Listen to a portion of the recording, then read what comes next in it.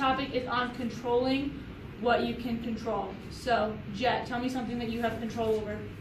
My sleep schedule? Your sleep schedule, sure. Yeah, absolutely. Katie, something you have control over. My grades. Your grades. Kyra, one more thing. That's a great one. Yeah, go ahead, Emily. What you wear. What you wear, absolutely. What do all those things have in common? What you do? They all have to do with what? Yourself, right? Everyone's my or I, right? It's you. And so focusing on the things that you can control as opposed to what happens in your environment or the things that you can't control. So what are some things you can't control? Ben? The weather, sure. James?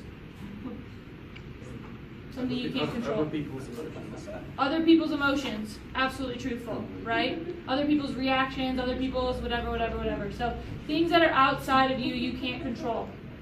And the reason that that's important is because when you focus in on the things that you can control and you frame your mind in a way that helps you to move forward, right? You create a successful atmosphere in your world, right? In your reality, and that's important, right? We want to create that positive, successful environment, and that it starts with your brain and how you think and how you react to things, and so and it all has to do with you. And so 3 things that we have control over, right? What we focus on, how we interpret things, and then our actions. Okay, so those are 3 things, and that's going to apply to, right? Emily said what you wear, that's your actions. Katie, what did you say? Grades. Your grades, so your actions, right? Jet, what did you say? Your sleep schedule, so those all have to do with action. But, if somebody says something, either, I had a student last period who went and competed in an event and people accused her of cheating, right? That could really tear you down. That stinks. You've been working super hard at something and then someone says something to tear you down, right? But how she interprets that, right, and what she chooses to focus on, maybe focus on how hard you worked to achieve what you achieved versus what somebody's saying that's negative, right? Right? So I also said, to another student that some people focus on empowering others, some people focus on empowering themselves, right? So if you do something great and I tear you down, I get to feel like lifted. People feel that way, right? If I tear somebody down, I get to feel empowered. It's false. It's a false sense, but it's real for that person. And so in saying that, right, some people are going to focus on empowering others and bringing people up. Some people are going to focus on empowering themselves and therefore bringing people down. And so it's important to keep those things in mind when you think about staying in control of the things that you do have control over, which is yourself. Okay. Got it. So, why is it important? So if you decide to give yourself things, if you decide to give yourself to things that you have no control over, it's like rocking in a rocking chair and expecting to go somewhere, right? You're going to put in all of this effort and you're not going to go anywhere, right? I heard that quote from one of my friends in college, and that stuck with me for obviously a long time. I'm a little ways away from college now, 4 years, so it stuck with me for a long time. But here's why I'm advocating for you guys to control the things that you can control. So we do Motivation Mondays, right?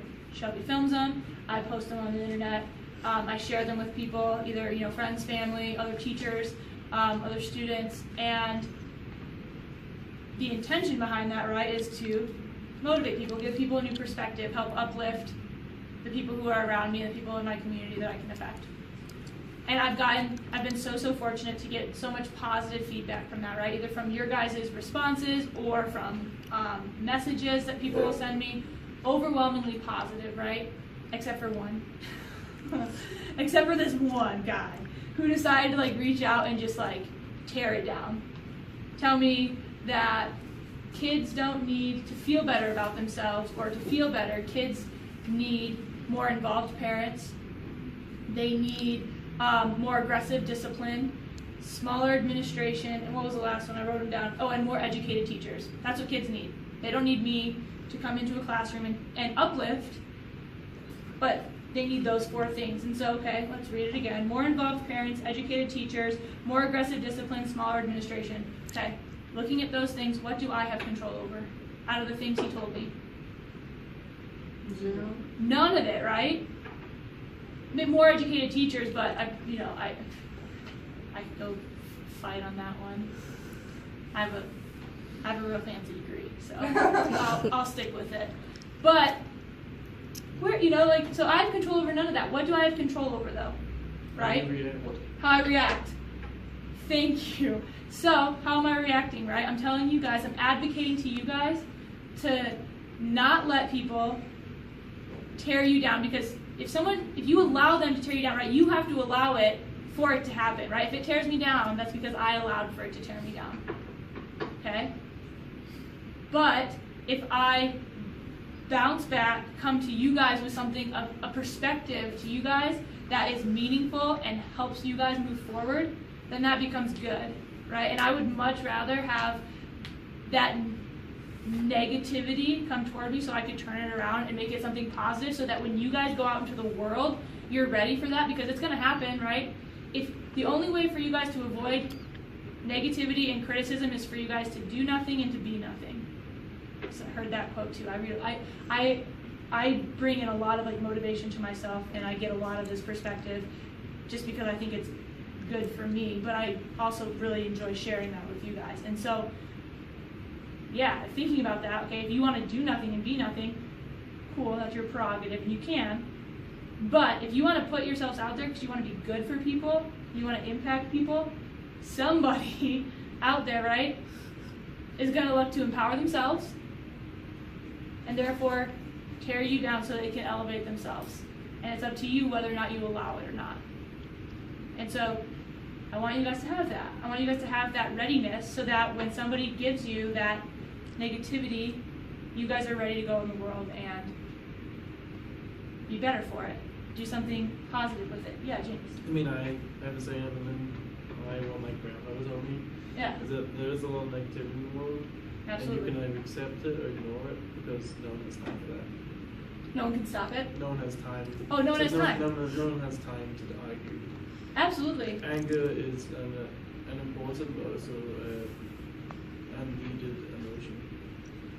Yeah, anger is I believe I've heard this before too, anger is a secondary emotion where it's reactionary, but you do have control over it if you allow something to anger you, right? If I'm driving on the road and someone cuts me off, right, I can sit there and be like, whew, good thing I'm paying so much attention right now and I'm driving safely. Or I can be like, you stupid idiot, and I can get mad. But you know who that's affecting? That's affecting my emotions, my well-being, my state of mind. That's not affecting the person who cut me off. They don't care, right? Most likely. So yeah, absolutely, you are in control of that negativity and what you do with it. Yeah, Katie. When I was doing the driver's learning stuff, Yeah. it said to just get a sense of humor. She don't get mad at me. Just adopt a sense of humor. Just laugh it off. I mean, but at the same time, it's kind of silly, but it's also true. I mean, if I choose to laugh it off, that's going to heighten my state of being, right? It's going to heighten my mood. You have to decide what's more important to you, right? Yeah. So you have control over your decisions and decide wisely.